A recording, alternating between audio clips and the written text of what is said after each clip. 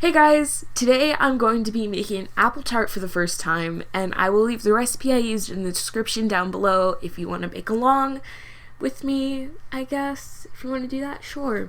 Anyways, let's get started, shall we? The first thing we need to do is make our crust. Start with dumping 1.5 cups of flour into a food processor, and to the flour you want to add 1 tablespoon of sugar and 1/8 of a teaspoon of salt.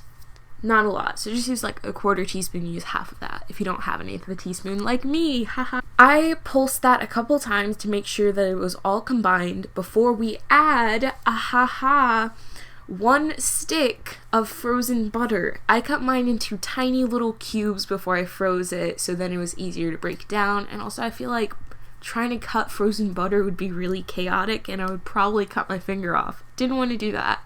So next you want to pulse the butter until it resembles wet sand. I pulsed mine maybe 10-15 times. And when you're all done with the sand dough type thing, just add in 3 tablespoons of ice cold water. Pulse that until it forms into a ball. Mine didn't. It formed into like tiny cubes. Not cubes, like tiny little, still sand, you know? But I just pressed it all together and formed it into a ball while I was rolling it out into an 11-inch circle. Ooh, you didn't see that transition coming, did you? Okay, moving on. If you aren't using a silicone mat like me, just roughly roll it out into an 11-inch circle onto a counter that is lightly floured. When your dough is rolled out to the recommended size, which is, again, 11 inches, drape it over a 9-inch tart pan and press and trim your dough. Make sure that all the edges are neat and equal and everything in the middle is pressed down. Place your pan in the fridge and let it chill until it's time to assemble. Grab 3 apples. You can use Granny Smith, Pink Ladies, whatever apples you have, and peel them. Cut them in half and core them. Thinly slice them lengthwise and set aside.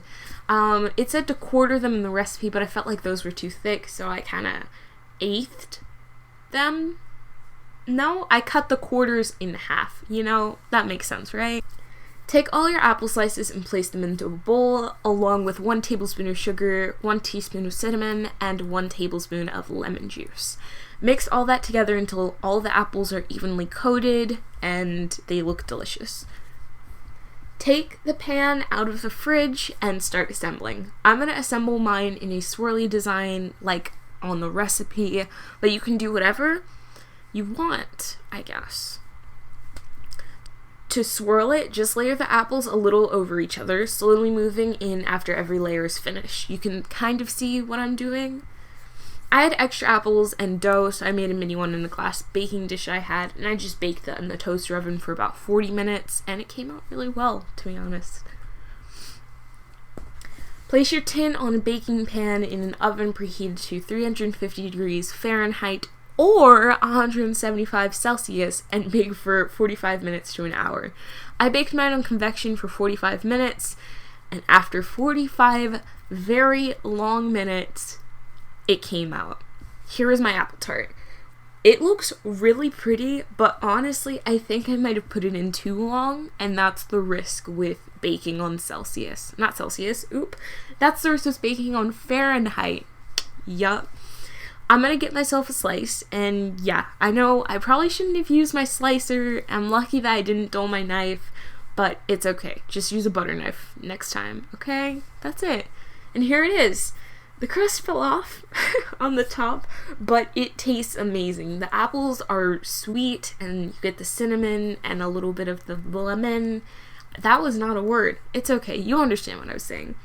I feel like it is a bit dry, though. Maybe I'm just trying to make apple pie. That's what I was expecting, since, again, I've never had a tart before. This was kind of like a blind bake.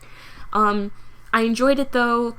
It tastes good. My family loves it because as I'm recording this, the entire tart is gone. It left. That's it. I'm definitely going to work on this recipe in the future, though. Try to change a couple of things. Maybe make it not as dry. Definitely tell me in the comments below if it is supposed to be like that, though. Make sure to check out my Patreon, link in the description, and I hope you enjoyed my video. Remember to like, comment, share, and subscribe, and I hope you have a good day, and I will see you next week. Bye!